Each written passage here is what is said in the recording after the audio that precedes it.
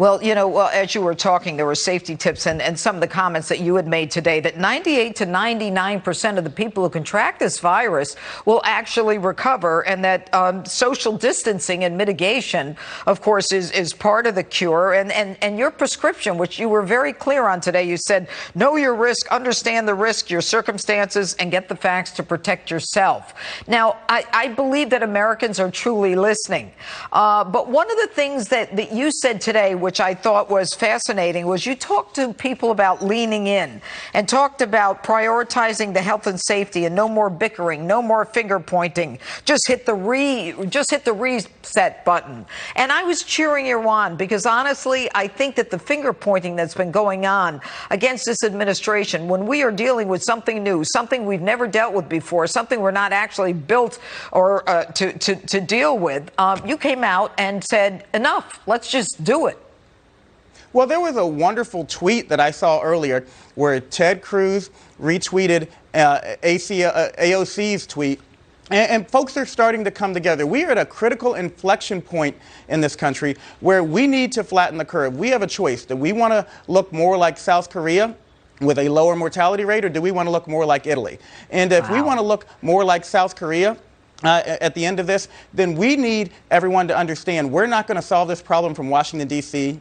We're not going to solve it from the CDC in Atlanta. It's going to be solved at the community level, and it's going to be solved by people coming together. So really what I was trying to say today is I want people to use their energy, particularly in these next few critical weeks, to really push the information out to people that they can use to protect themselves. You are not helpless, America.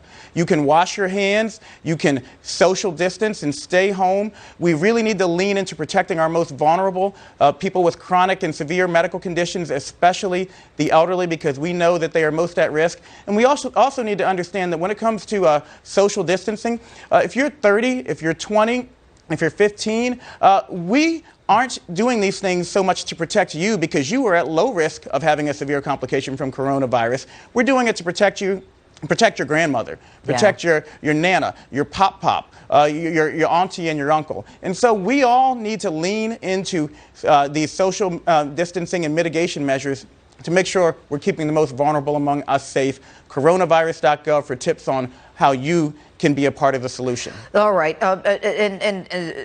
Doctor, the truth is that we've got over 300 million people in this country, and they say it's going to get worse before it gets better. I mean, that's inevitable. I mean, if we get all the testing, I mean, do we actually, there's not a cure. I mean, let's assume we find out someone tests positive. What then? Well, an important point about testing, and we brought this up today during the press conference.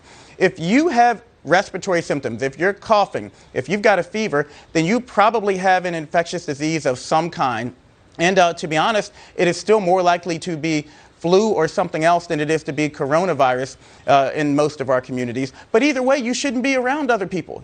And so the test is not going to change what we recommend people do in most cases. We're still going to say, go home, stay away from other people so that you don't get them sick. What the testing is going to do is allow us to do more surveillance and understand the underlying rates in our communities. But I don't want to wait for the testing results. I want people to take this seriously now. now. All right.